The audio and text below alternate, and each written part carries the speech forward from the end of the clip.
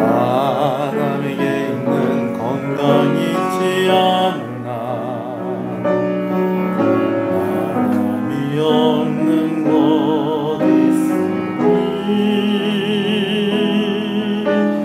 나 가진 재물 없으나 나 남이 가진 지식 없으나 나 남에게 있는 건강이 있지 않나. 나 남이 없는 것 있으니 나 남이 못 본 것을 보았고 나 남이 듣지 못한 음성 들었고 나 남이 받지 못한 사랑 받았고 나 남이 모르는 것 깨달았네.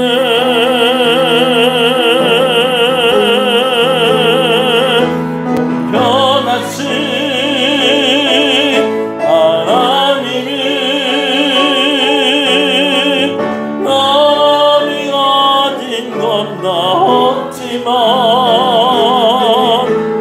공평하신 하나님이 나 남이 없는 것 같게 하셨네. 공평하신 하나님이 나 남이 가진 건 나 없지만 공평하신 하나님이 나 남이 없는 것 같게 하셨네. 할렐루야. 신앙을 고백하시겠습니다. 전능하사 천지를 만드신 하나님 아버지를 내가 믿사오며 그의 아들 우리 주 예수 그리스도를 믿사오니 이는 성령으로 잉태하사 동명녀 마리아에게 나시고 본디오 빌라도에게 고난을 받으사 십자가에 못 박혀 죽으시고 장사한 지 사흘 만에 죽은 자 가운데서 다시 살아나시며 하늘에 오르사 전능하신 하나님 우편에 앉아 계시다가 저리로서 산자와 죽은 자를 심판으로 오시리라. 성령을 믿사오며 거룩한 공예와 성도가 서로 교통하는 것과 죄를 사해 주시는 것과 몸이 다시 사는 것과 영원히 사는 것을 믿사옵나이다. 아멘. 하나님의 은혜를 감사합니다. 3일 저녁 함께 모여 예배하게 하시는 것을 감사합니다. 주의 말씀을 듣게 하시는 것을 감사합니다. 은혜의 자리에 우리가 있게 하시는 것을 감사합니다. 이 시간 온전한 예배가 되기를 원하오니 우리의 죄를 용서하여 주시고 주의 성령으로 충만하게 하여 주시옵소서. 마음에 쏟은 기도의 제목, 특별히 치유와 회복을 위해서 기도의 제목을 가지고 있는 가정들 가운데에 은혜를 더하여 주시옵소서. 이 저녁에 주의 말씀으로 인하여서 크게 만족하는 귀한 밤 되게 하여 주시옵소서. 예수님 이름으로 기도합니다. 아멘. 할렐루야. 우리 앞뒤 옆 사람 인사하시겠습니다. 잘 오셨습니다. 주 안에서 잘 되고 있습니다. 더 잘 됩니다. 갈수록 잘 됩니다. 반드시 잘 됩니다. 할렐루야. 함께 말씀을 보겠습니다. 사무엘상 16장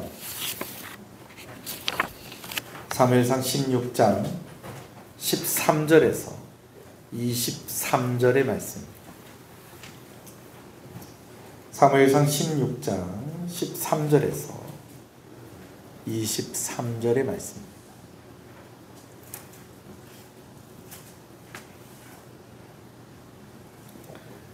말씀을 함께 봅니다. 13절부터 있습니다.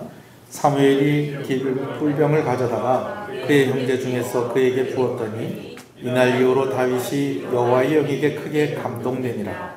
사무엘이 떠나서 라마로 가니라. 여호와의 영이 사울에게서 떠나고 여호와께서 부리는 악령이 그를 번뇌하게 한지라. 사울이 신하들이 그에게 이르되 보소서 하나님께서 부리시는 악령이 왕을 번뇌하게 하온즉 원하건대 우리 주께서는 모시는 신하들에게 명령하여 수금을 잘 타는 사람을 구하게 하소서. 하나님께서 부르시는 악령이 왕에게 이를 때에 그가 손으로 타면 왕이 나으시리다 하는지라. 사울이 신하에게 이르되 나를 위하여 잘 타는 사람을.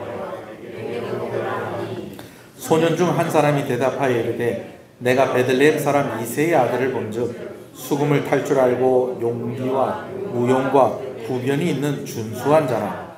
여호와께서 그와 함께 계시더이다 하더라.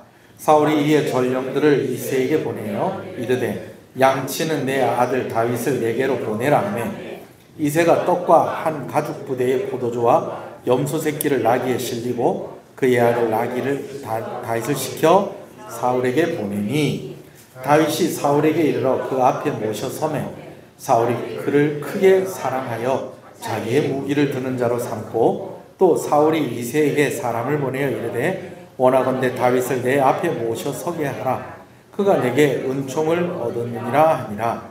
하나님께서 부르시는 악령이 사울에게 이를 때에 다윗이 수금을 들고 와서 손으로 탄즉 사울이 상쾌하여 낫고 악령이 그에게서 떠나더라. 아멘. 사무엘이 베들레헴 이새의 집에 가서 다윗에게 기름을 붓습니다. 사무엘이 기름 뿔병을 가져다가 그의 형제 중에서 그에게 부었다라고 오늘 13절에 기록을 하고 있는데, 이것은 다른 형제들이 보고 있는 그런 상황들 속에서 다윗에게 기름이 부어졌다라고 그렇게 이해를 하시면 되겠습니다. 세번역 성경에는 아예 사무엘이 기름이 담긴 뿔병을 들고 그의 형들이 둘러선 가운데 다윗에게 기름을 부었다라고 그렇게 기록을 하고 있습니다. 그러니까 아무도 모르게 기름을 부은 것이 아니라 누구는 알고 있었다는 거예요. 다윗의 아버지인 이새와 또 그 형제들은 다 알고 있었다는 거예요. 형만 해도 몇 명입니까? 7명입니다. 그러니까 남자 증인만 해도 벌써 몇 명이요? 8명쯤 되는 겁니다. 자, 그런 가운데 다윗에게 이제 기름이 부어졌습니다. 하나님께서 사무엘에게 기름 붓는 일을 명하실 때에 기름 부음을 받는 사람이 무엇이 될 것이다? 왕이 될 것이다 라는 것을 미리 말씀을 해 주셨어요. 이 사실을 사무엘이 다윗과 또 다윗의 아버지와 또 그 형제들에게 말을 하고 기름을 부었는지에 대해서는 오늘 본문에 자세하게 기록이 되어 있지 않습니다. 자, 그러나 그때 알았든지 나중에 알았든지 간에 그 자리에 있었던 다윗의 아버지와 그 형제들은 다윗이 기름 부음을 받은 그 의미가 무엇인지를 알았을까요? 몰랐을까요? 알죠. 왜요? 사무엘을 통해서 누가 기름 부음을 받고 사울 왕이 기름 부음을 받고 왕이 되었다는 것을 온 이스라엘 백성들은 다 아는 겁니다. 근데 사무엘이 와서 다윗에게 기름을 붓고 갔으니 이제 이 아이가 무엇이 되겠구나, 왕이 되겠구나 하는 것이었습니다. 자, 여러분, 집에 왕될 애가 하나 있으면 여러분 그 애를 어떻게 키우시겠습니까? 잘 키워요. 이제 심부름 같은 거 안 시키고, 뭐 이렇게 마음에 거슬리거나 뭐 이런 말 하고 안 하고 여튼 뭐 원하는 것들 다 해주고 안 해주고 다 해주고, 옷도 좋은 거 입히고 안 좋은 거 입히고 제일 좋은 거 입히고, 여러분 그럴 것 같죠, 그렇죠? 근데 좀 시간 좀 지나 보면 똑같아요. 다윗도 그렇습니다. 사무엘이 기름을 부었는데 이제 다윗이 원래대로 돌아갑니다. 원래 뭐 하는 사람이었어요? 다윗이 양치는 소년이었습니다. 양치기 소년의 그 양치기 소년이 아닙니다. 다윗이 양치는 일을 하는 소년이었습니다. 그때로 돌아갈 수밖에 없는 것이 아직까지 사울 왕이 건재해요. 사울 왕이 살아있어요. 거기다가 다윗의 나이가 우리가 지난주에 함께 이야기할 때에 적어도 몇 살쯤은 됐을 거다. 한 15살 15살 정도는 되었을 것이다 라고 그렇게 추측을 합니다. 그런데요, 이스라엘에서 정식으로 지도자가 되려면 몇 살 이상은 돼야 되냐면 30살 이상이 돼야 됩니다. 나중에 예수님 시대 때는요, 산헤드린 공회원이라고 그러죠. 그들은 이제 우리나라로 치면 국회의원 같은 사람들입니다. 두 가지 조건이 있었다는 거예요. 하나는 30살이 넘어야 되고 하나는 결혼을 해야 되고. 자, 그 사내들이 공예원 때뿐만이 아니고 이전부터 이스라엘의 지도자가 되는 것은 몇 살 때부터 가능한 일이다. 30살 때부터 가능한 일이다. 그래서 사무엘도 하나님의 부르심을 받고 난 뒤에 이제 열심히 준비하는 시간을 가졌다가 본격적으로 이스라엘에서 사사와 선지자로 사역을 한 것은 몇 살 때부터? 30살 때부터. 여러분, 그런 거예요. 자, 다윗이 그럼 30살 되려면 아직 몇 년 남았어요? 아직 15년 정도 남은 겁니다. 예, 그만큼 다윗의 나이가 어렸었다라는 것입니다. 그리고 아직까지 사울 왕이 있었기 때문에 다윗이 뭐 하겠어요? 15년 뒤에는, 적어도 15년 뒤에는 왕이 될 것이다. 여러분, 그거 생각하면서 그때부터 왕 노릇하고 있겠어요? 그렇지 않죠. 원래 자기 자리로 돌아간 겁니다.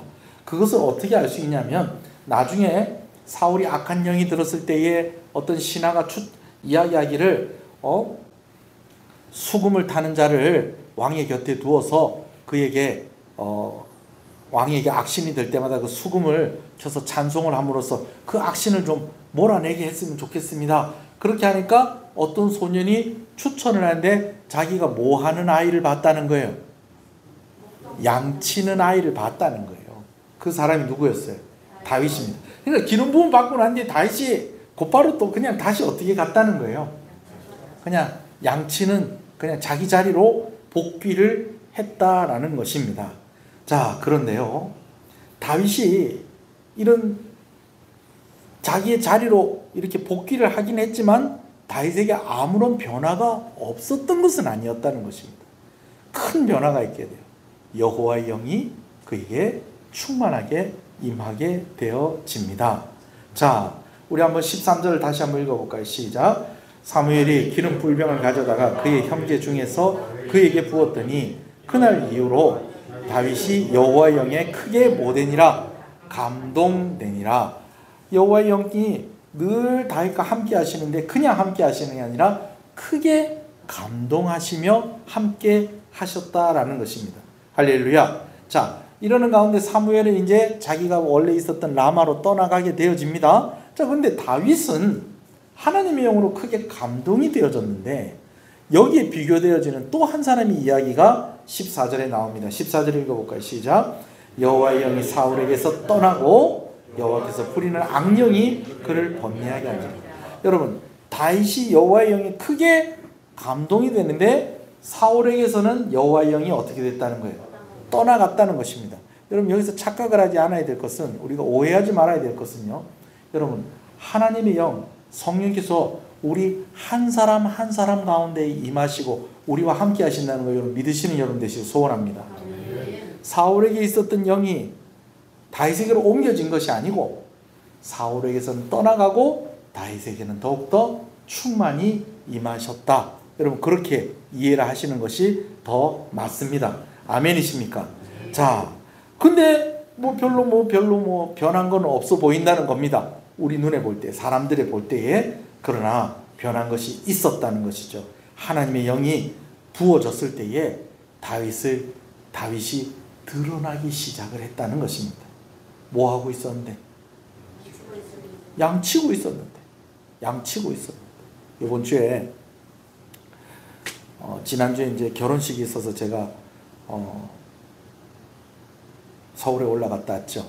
올라갔다 왔는데 올라가서 거의 진짜 오래간만에 우리 외갓집 형제들, 이렇게 좀 사촌들을 좀 제가 많이 봤습니다. 저희 삼촌들도 많고 외삼촌들도 많고 이모들도 많아서 형제들이 상당히 많아요. 근데 또 희한하게 이제 제 위로 형이 한 3명 4명 있는데 그 형들하고 저하고 나이 차이가 좀 있고 또 이렇게 사는 것도 좀 다르고 하다 보니까 그 형들은 그 형들끼리 놀고, 그리고 제가 우두머리가 돼서 제 밑에 있는 애들이 이제 또 꽤 있었어요. 그렇게 있었는데 그 아이들이 이제 이번에 결혼식 때 이렇게 만나게 된 거예요. 근데 정말 오래간만에 만난 애가 있었어요. 제가 목회자다 보니까 토요일 날에는 어떻게 교회를 비울 수가 없잖아요. 그러니까 무슨 잔치가 있어도 어떻게 가본 적이 없어요. 이번에도 주례를 맡겼으니까 제가 올라갔지, 안 그랬으면 제가 안 가려고 그랬는데 일주일 전에 전화가 오더라고요. 해달라고. 원래 안 한다고 그랬거든요. 그래서 이번에도 안 가야 되겠다 그랬는데 줄을 서달라고 그래서 할 수 없이 또 가서 줄에 서고 또 열심히 내려왔죠. 근데 이 친구가 이제 오래간만에 저를 본 이제 우리 둘째 외삼촌의 둘째 아들이죠. 너무 반가워하는 거예요. 그래서 이 자식 왜 이렇게 오바를 하지? 제가 그랬는데 진짜 반가웠나 봐요. 어저께 사무실에 이렇게 있는데 누가 2층 엘리베이터에서 내리더니 벅 하는 소리가 나는 거예요. 그래서 뭐지? 그래서 깜짝 놀라서 나와봤더니 택배 하시는 분이 가지고 온 게 너무 무거워서 좀 짜증이 났는지 좀 세게 내려놓은 거예요. 제가 이제 그 소리를 듣고 나갔더니 안에 뭐가 음식이 들어있는데 부대찌개 재료가 이렇게 5팩이 이렇게 들어가 있는 거예요. 이게 누가 보낸 거지? 그래서 우리 가족들한테 물어보고 또 혹시 이성 권사님이 아는 사람이 보냈나 그래서 권사님한테 또 물어보고 혹시 정현 권사님한테 물어봤나요? 혹시 이번 주에 식사 준비하시는데 미리 근데 5팩 가지고 우리 교인들 다 못 먹을 건데 뭐, 이거 어떻게 지 부대찌개인데 서주식사님 보냈나? 그것도 아닌 것 같고 그러고 있는데 저녁 때 연락이 오기를 그 친구가 보낸 의정부에 살고 있다는 거예요. 그러면서 저를 보고 너무 반가워서 성시경이 추천하는 의정부 부대찌개 맛집이라고 5팩을 죄송합니다. 우리 장로님들께만 좀 나눠드렸습니다. 그렇게 해서 이렇게 받았는데 그 친구가 저한테 하는 얘기가 형 내가 인터넷으로 형 봤어요 그러는 거예요. 뭐 어떻게 봤어? 그랬더니 김영철 목사하고 또 교회 이름을 또 물어봐가지고 그 교회 이름을 치니까 형이 인터넷에 나오던데 그러더라는 거예요. 야, 너 대단하다. 넌 어떻게 사냐? 막 이런 얘기를 나눴어요. 요즘은 이런 시대예요. 근데 들에서 양치고 있는데 그 다윗을 누가 알아봤다는 거예요. 여러분 어떻게 알아봤을까요? 다윗에게 누가 하나님의 영이 크게 감동되었기 때문에 그런 것입니다. 할렐루야. 그래요 여러분. 그래서 왕이 그 얘기를 듣더니 그래? 그러면은 그 아이를 데리고 와봐라. 그리고 데리고 와봐라 그렇게 했더니 이제 또 이새의 집에서는 또 난리가 난 거죠. 난리가 난 거예요. 왜? 누가 부르니까? 왕이 부르니까. 얼마 전에는 선지자 사무엘이 와가지고 자기 아들들 한 사람 한 사람 다 보고 막내 아들한테 기름을 붓고 가더니 이제는 왕이 신하를 보내서 이 집에 아들이 있지 않느냐고 그러더니 또 그 아들이 또 몇 번째 아들? 막내 아들을 또 데리고 간다는 거예요. 그러니까 이 아버지가 이제 가슴이 두근만 세근만 했을 거예요. 왜냐하면 지금 왕과 앞으로 왕이 될 사람이 만나는데 이거 나중에 사무엘이 다윗에게 기름 부었다는 거 알면은 어떻게 되겠어요? 다윗이 왕궁에 갔다가 못 돌아올 수도 있는 겁니다. 그러니까 참 분위기 참 묘한 거예요. 다윗도 그렇지 않겠어요? 예. 사무엘 만난 것도 실감이 아직 안 나는데 이제는 또 누구를 만나게 생긴 거예요? 왕을 또 만나게 생긴 겁니다. 근데 왕이 다윗을 딱 보자마자 야 이놈 참 내가 보기에도 느낌 딱 온다.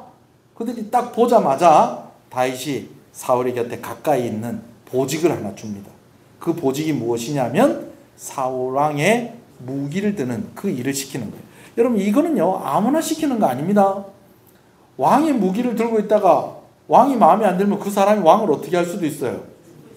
죽일 수도 있는 거. 그러니까 진짜 믿을 만한 사람이 아니면은 이 일은 맡기지 않는 거예요. 근데 왕이 딱 봤을 때에 다윗을 보자마자 믿음이 딱 생긴 거예요. 여러분 그 이유가 어디에 있다고 보십니까? 하나님의 영이 그에게 감동하였었기 때문에 그런 것입니다. 할렐루야. 여러분 그런 은혜가 여러분들에게 있기를 간절히 소원합니다.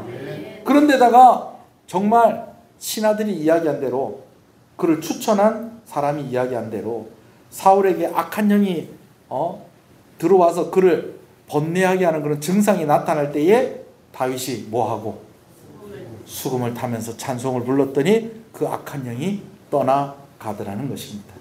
할렐루야.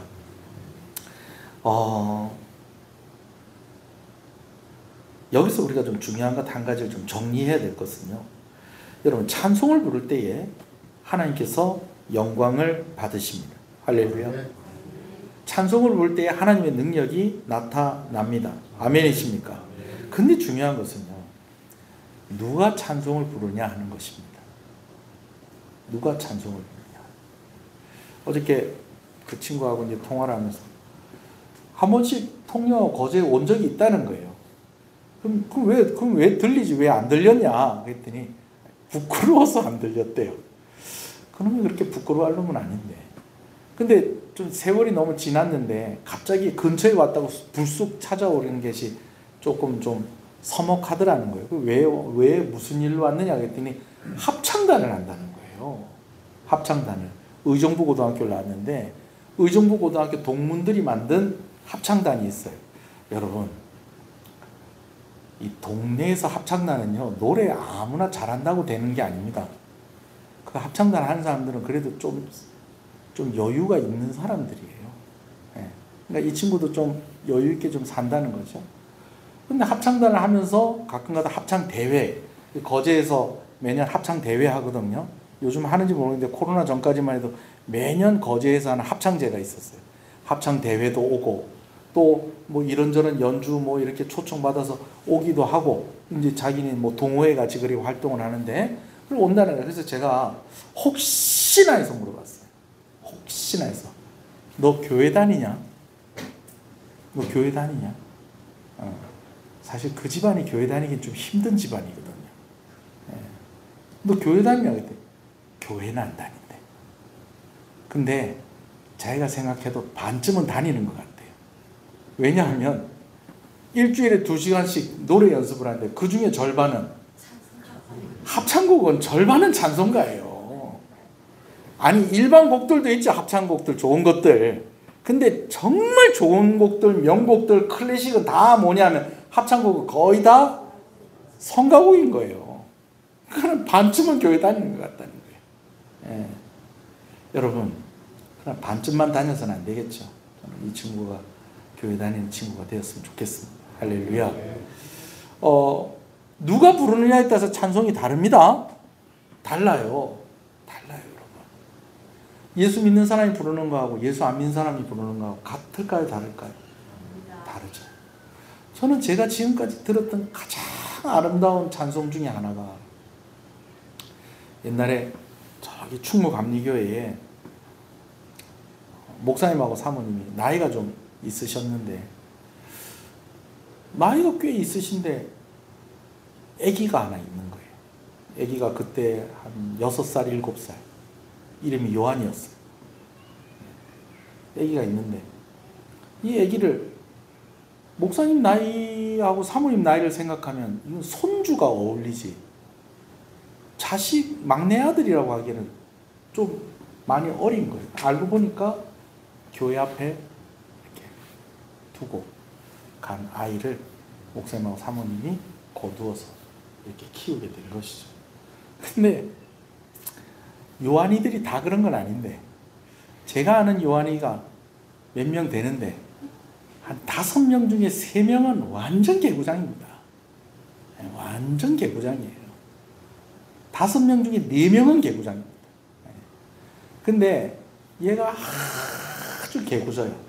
그래서 제가 그 교회 가서 라면도 많이 먹고 공부도 하고 많이 그렇게 했었거든요. 제 친구가 친한 친구가 있어서 그때 친한 친구가 지금은 감리교회 목사가 된 친구도 있고 여튼 그런데 한 번은 새벽 시간에 사모님이 혼자서 남아서 이제 기도를 하는데 그렇게 잘했었어요.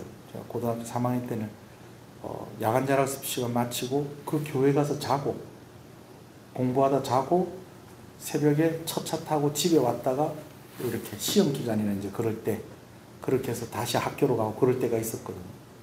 그러다 보니까 이제 새벽 시간 금요기도회 시간에 이제 그 교회에서 이제 참석을 하기도 했었는데 학교 가려고 이렇게 나오는데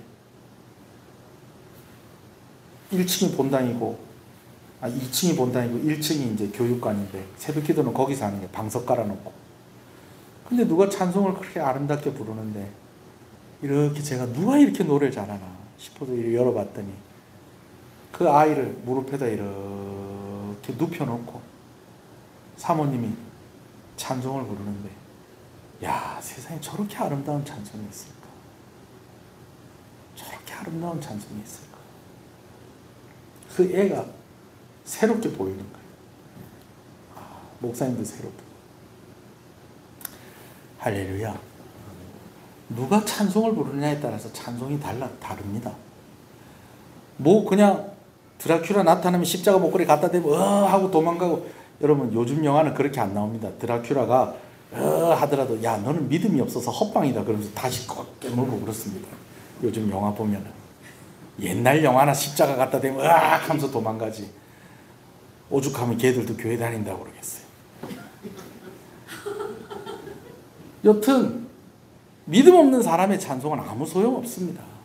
뭐 주문이 아니잖아요. 뭐 귀신 나타날 때 중얼중얼 하면 도망가는 그런 게 아니잖아요, 찬송. 근데 그 아무나가 어떤 사람이냐? 하나님과 함께하는 사람, 하나님의 영으로 충만한 사람, 그 사람이 찬송을 부를 때 능력이 나타난다는 것입니다. 물론 음악 치료가 있습니다. 그리고 음악 치료를 통해서 사람을 치료하기도 합니다. 그러나 악한 영을 몰아내는 그 능력은 찬송 자체에 있는 것이 아니라 찬송을 부르는 그 사람, 그 안에 있는 하나님께 능력이 있다는 것, 여러분 꼭 기억하시는 여러분 되시길 소원합니다. 할렐루야. 다윗이 사무엘에게 기름 부음 받은 줄 몰랐던 사울 왕은 자기를 괴롭게 하던 악한 영이 다윗이 찬양할 때 떠나가니까 다윗에게 많은 상을 주고 그의 아버지에게 사람을 보내서 계속해서 이 아이가 내 곁에 있게 해주십시오 라고 하면서 이제 부탁을 하는 그러한 장면이 나오게 되어집니다. 학자들은 다윗이 이때의 어깨 너머로 왕이 되는 그런 수업을 받지 않았겠느냐라고 그렇게 이야기를 하는데요. 근데 그 시간이 그렇게 길었던 것 같지는 않습니다. 왜냐하면 두 가지 이유가 있는데요. 한 가지는 이제 블레셋 사람들이 골리앗을 앞세워서 전쟁을 하게 되어집니다. 그러다 보니까 또 다윗은 다시 집으로 돌아가게 되어지고, 그리고 또 집에 돌아갔다가 형들한테 면회하러 왔다가 누구하고 싸웁니까? 골리앗하고 싸우죠. 그렇기 때문에 그렇게 긴 시간은 아니었던 것 같아요. 그리고 또 골리앗과 싸울 때에 이제 싸우고 나서 골리앗을 이기고 나니까 사울 왕이 다윗에게 묻습니다. 너가 아버지 누구? 묻습니다. 여기 보면 분명히 이 신하가 추천을 할 때에 베들레헴 이세의 아들들 가운데에 양치는 아들이 있는데, 그 양치는 아들이 수금을 타며 찬송을 부르면 악신이 떠나갈 겁니다. 그런 얘기 했잖아요. 그죠? 근데 여러분들도 한번 생각을 해보세요. 왕이니까 그냥 듣고 잊어버렸던 거예요. 근데 나중에 다윗에게 한 번 더 물어보는 거예요. 너희 아버지가 누구냐? 왜냐하면은 아버지에게도 상을 줘야 되니까. 이런 아들을 낳았으니. 주로 이럴 때에 받는 상들이 뭐냐면 세금을 내지 않아도 되고, 또 왕에게 토지를 하사받거나, 여러분 이런 일들이 있는 겁니다. 아들 덕분에 아버지가 상을 받는 거. 이런 일들이 좀 있으면 좋겠습니다. 할렐루야. 딸들 덕분에 상을 받고 하는 그런 일들이요. 할렐루야. 그래요. 여튼 이렇게 되어집니다. 자, 그러니까 그렇게 길지 않았다는 거죠. 사울 왕이 다윗의 아버지의 이름을 알고 외울 수 있을 만큼 길게 사울의 곁에 있었던 것 같지는 않습니다. 자, 오늘 저는요, 이 말씀 나누면서 한 가지 이야기를 좀 여러분하고 좀 이야기를 하려고요. 이번 주 오후에 귀한 목사님이 오셔서 설교를 해주셨어요. 근데 참 저로서는 참 이렇게 되게 많이 떨리는 한 주간이었습니다. 왜냐하면 저에게 정말 많은 영향력을 주신 목사님이셨거든요. 여러분, 저는요, 교회를 재미로 다니질 않았어요. 다른 사람들이 볼 때 모르겠어요. 중학교 때는 재미로 다녔던 것 같기도 해요. 근데 고등학교 때는 재미로 다니질 않았어요. 저는요, 필사적으로 교회를 다녔어요. 다른 사람들은 목사가 되기 싫어가지고 도망을 다녔다는데, 저는 하나님이 목사를 안 시켜줄까봐 그렇게 매달렸어요. 왜냐하면 제가 몇 번 얘기합니다만은, 은혜를 깨달으면 깨달을수록 뭐가 더 깨달아지더라는 거예요. 죄가 깨달아지더라는 거예요. 나 같은 사람도 목사가 될 자격이 있는가? 그런 마음들 때문에 저녁마다 교회 가서 기도하고 토요일 날만 되면 철야하고, 여러분 그렇게 했었던 거예요. 요즘은 그래도 여름하고 겨울에 에어컨 좀 켜고 한다고 뭐라 합니까? 중고등부 애들 와가지고 그거 하는데, 제가 에어컨 켜게 하게요? 안 하게요? 하게요? 하지요, 당연히. 에어컨 켜고 있어라. 추울 때는 바닥에 불 켜고 있어라. 제가 그렇게 하죠. 근데 저희 때는 에어컨은 진짜, 에어컨 기증하신 장모님 말고는 아무도 손 못 댔습니다. 난로, 어디서 난로를 떼요? 기름 내가 처리하면서 기름 뗐다가는 낮 예배 시간에 뗄 기름이 없어지는데, 덜덜덜덜 떨면서 그 더위에 목이 물려가면서. 왜요? 저에겐 필사적이었어요. 신이 나가지고 교회 다니는 게 아닙니다, 여러분. 근데 그때 저에게 참 좋은 말씀을 많이 주시고 영향력을 많이 주셨던 분이에요. 그러니까 저한테는 선생님이죠. 근데 그분을 오셔서 오전 예배를 드리는데, 오전 예배 때 누가 설교해요? 제가 설교를 하는 거예요. 그 목사님 제가 설교하는 거 처음 들은 거예요. 처음 들은 거예요. 떨리기도 떨리고, 또 내용도 좀 그랬었잖아요. 제가 고민이 있었다고, 설교 준비하면서 고민이 있었다는 그런 얘기도 했었잖아요. 그래서 아예 그냥 뭐 설교를 잘 하시는 분이니까 오전 오후 그냥 다 해달라고 그럴까, 몇 번을 그 생각을 했었습니다. 근데 이렇게 설교를 하고 또 그분의 말씀도 듣고 참 은혜가 많이 됐어요. 근데 이제 마치고 나는데, 이제 여러분 다 보내고 나는데 뭐 했을까요? 목사님 이제 8시에 이쪽 용남면에 목사님, 동기 목사님이 계세요. 고등학교 때 동기인데 그 목사님 계셔서 이제 그분하고 만나서 이제 저녁 식사하고 그렇게 하기로 했는데, 예배 마치고 8시 다 될 때까지 4명이서 앉아서, 그 4명이 누굴까요? 저하고 목사님하고 우리 교회 사모님하고 그 교회 사모님하고 4명이서 앉아갖고 물 2잔씩 마시면서 금방 얘기가 끝날 줄 알았죠. 근데 한 4시간을 서로 막 있었던 이야기들 서로 나누고 하는데, 제가 너무 칭찬을 많이 받았어요. 아이고, 너무 수고하고 했었다. 교회가 너무너무 좋다. 다른 것들보다도 참 교회가 너무 든든하다. 근데 나중에 이제 막 제가 이제 그래도 저는 좀 이런 좀 고민이 있고 이래 해요 하니까 막 목사님이 막, 내가 이런 교회를 본 적이 없는 것 같다. 목사가 말씀을 전하니까 성도들이 말씀을 듣고 즉각 반응을 하고, 그런 걸 보면서 이 교회는 될 수밖에 없는 교회다. 내가 그런 생각이 들었다. 심지어 사모님은 이런 교회는 뭘 해도 할 수 있을 것 같다고 그랬어요. 그래요. 아멘 하시는 분 참 복 있는 사람입니다. 할렐루야. 그러면서 막 칭찬해 주는데 저한테 그 칭찬이 오지가 않는 거예요. 왜 그러냐면 사실 좀 힘들잖아요. 아니, 우리 교회만 힘든 게 아니고 우리 교회도 코로나를 지나왔거든요. 우리 교회도 코로나를 지나왔어요. 지역 경제가 어려운 것과 더불어서 통영시는 인구가 줄었잖아요. 실제로 우리 교회 안수 집사님도 다른 데로 이사를 가셨잖아요. 그런 가정이 있잖아요. 주일학교는 어떻습니까? 주일학교는요, 오늘 오시기 전에 혹시 뉴스 들어보셨는지 모르겠는데 전국 1등 애기 제일 많이 20년 동안 아이들을 제일 많이 출산한 산부인과가 문을 닫았답니다. 문을 닫았대요. 물론 요즘 이제 코로나 끝나고 나서 이제 다시 결혼식도 하고 애들도 많이 나오고 이제 그런 모습들을 보이긴 하지만 그런 영향이 교회에도 있거든요. 우리 간사님하고 우리 주일학교 선생님들하고 정말 열심히 정말 교사하고 주일학교 사역하고 그렇게 하는데 아이들이 없어요. 아이들이. 중고등부도 마찬가지고 이번에 수련회 준비해서 이렇게 하고 있는데 이번 수련회들이 몇 명이나 모일까? 몇 명이나 모일까? 제적은 20명인데 우리 중고등부가 이 20명이 다 어디 간지 모르겠어.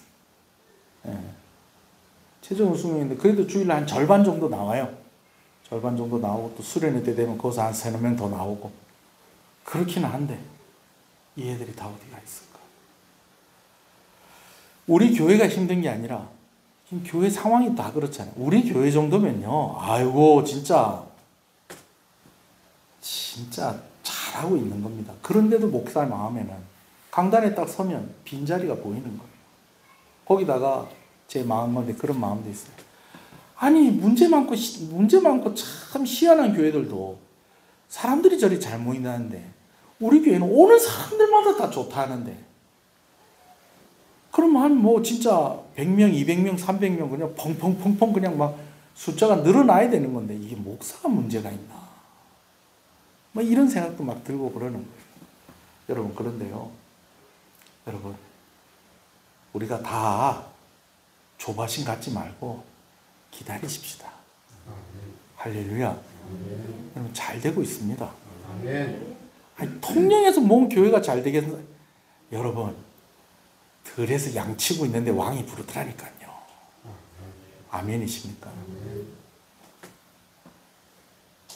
점점점 소문난 교회가 되어지고 우리 교회는 반드시 부흥할 줄로 믿습니다. 왜냐하면요. 이번에 제가 대신방을 다녀와서 봐도 대신방은 목사와 장로들이 대신방을 가는데 장로님하고 저하고 생각들이 다 같아요. 오히려 당회가 신방을 받는 것 같아요. 신방을 하는 가정들마다 어떻게 이렇게 은혜 받고 어떻게 이렇게 하나님 은혜 가운데 잘 서 있는지 또 어떻게 또 이렇게 구역원들끼리 사이가 좋고 막 서로 구역장 저그 구역장 좋다고 막 그러고 또 구역장은 또 우리 구역원들 좋다고 이 구역만 그런가? 근데 다음 주에 가서 보니까 여기도 그러고 있고 여기만 그런가? 또 그 다음 주에 보니까 또 여기도 그렇고 또 여기는 또 어떤가? 그랬더니 여기는 막 바구니를 만들어가지고 막 우리 구역장이라서 좋아요 그러면서 저한테도 그런 거 하나 주고 아이고 주야 여러분 제가 한 가정 신방을 하고 다니면서 우리 교회 참 좋은 교회다. 건강한 교회다. 하나님이 함께 하시는 교회다. 제가 그런 것을 느낍니다. 할렐루야. 그래요. 지금도 잘하고 있지만 지금도 잘 되고 있지만 하나님께서 우리 교회를 더 잘 되게 하시고 부흥하게 하실 줄로 믿습니다. 우리 교회는 더 크게 부흥할 것입니다. 아멘이십니까? 여러분 교회가 잘 되면 성도는 어떻게 되겠습니까? 성도도 잘 되는 것입니다. 여러분 제가 기도하는 기도의 제목으로 여러분들도 같이 기도해 주십시오. 하나님 우리 교인들 때문에 사람들이 먹고 살게 해주십시오. 우리 교인들 때문에 통영이 먹고 살게 해주십시오. 우리 교회 때문에 선교사들이 더 많이 사역을 할 수 있게 해주십시오. 할렐루야. 조바심 가지지 않고 하나님 곁에 잘 붙어 있으면 언젠가 열매는 맺히게 되어집니다. 지금도 열매가 작지 않습니다. 나중에 다윗이 오늘 본문의 상황을 회상할 때 얼마나 재밌었을까요? 왕이 될 것이라 선택을 받아 기름 부음을 받고 그런 가운데 또 왕 만나러 가고 또 왕의 신임을 얻고 골리앗하고 싸워가지고 그 보상으로 왕의 사위가 되고 근데 그 왕이 자기를 미워해서 도망 다니다가 자기가 그 왕이 죽고 난 뒤에 다시 왕이 되어지고 오신 목사님이 이런 말씀해 주시더라고요. 이번 주 오후에 오신 목사님. 하나님은 결론을 가지고 우리를 인도하신다는 거예요. 그래서 그 과정을 우리가 다 이해할 수는 없지만 하나님은 멋진 결론을 가지고 우리를 인도하신다는 그거 알고 이 과정을 잘 지나가면 좋겠다는 것이죠. 오늘 제가 우리 교회 이야기만 했지만 아마 여러분들의 삶 가운데에도 아직까지 결론에 이르지 아니하고 과정 속에서 힘들고 어려운 분들도 있을 것입니다. 나는 언제쯤 좀 잘 될까? 나는 언제쯤 좀 이런 고민 안 하고 살까? 여러분, 하나님의 영이 함께 하시면 반드시 드러나게 되어 있고 반드시 잘 되게 되어 있습니다. 아멘. 그런 뜻으로 여러분의 가정을 주님의 이름으로 축복합니다. 아멘. 여러분들의 자녀들을 주님의 이름으로 축복합니다. 아멘. 한번 기도하십시다. 뒤에 에어컨 좀 켜주세요.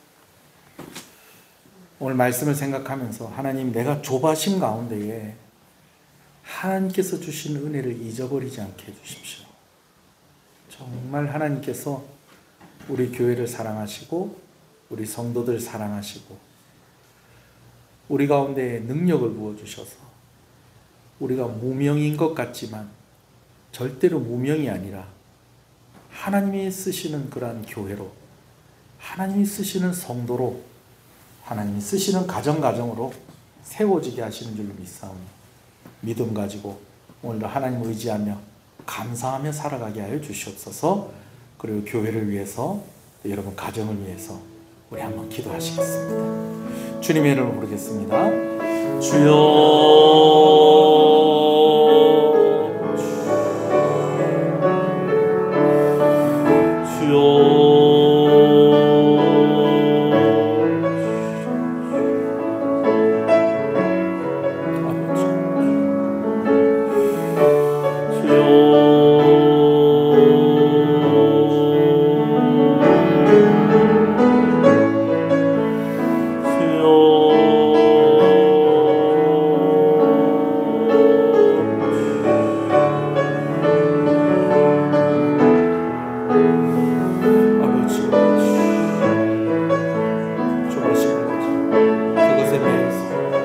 하나님 주신 것 잊어버리고 원망 가운데 살아가는 것이 오늘도 감사하며 오늘도 우리를 선택하시고 우리를 통해서 하나님의 뜻을 이루어 가실 것을 확신하고 믿으며 오늘 아버지 하나님과 함께하는 그 기쁨 가운데 우리가 있게 하여 주시옵시고 그 확신 가운데 있게 하여 주시옵소서. 더 잘되게 하시고 반드시 잘되게 하시는 그 하나님의 은혜가 성도들의 가정들 가운데 있게 하여 주시옵시고 교회 가운데 그 은혜가 나타나게 하여 주시옵소서. 건강한 교회가 되게 하여 주시옵소서. 더 부흥하는 교회가 되게 하실 줄로 믿습니다. 아버지,